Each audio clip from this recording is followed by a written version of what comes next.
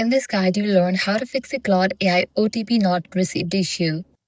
Let's get started. First thing you want to do is check your internet connection, still on settings.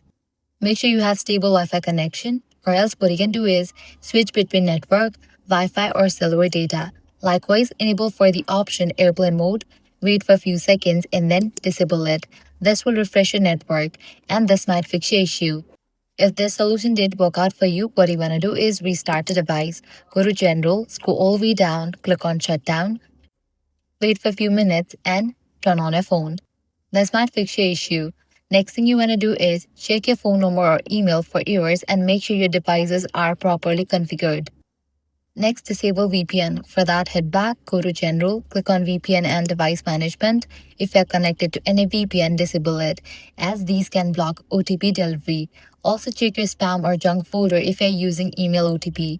Launch your mail app, then click on three bars. Now navigate to the folder, spam or junk. Check if OTP has been received over here.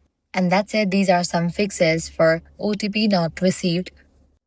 Lastly, try a different number or re-verify your account. And that's it. If this guide helped you out, do not forget to like, share, and subscribe. Thanks for watching.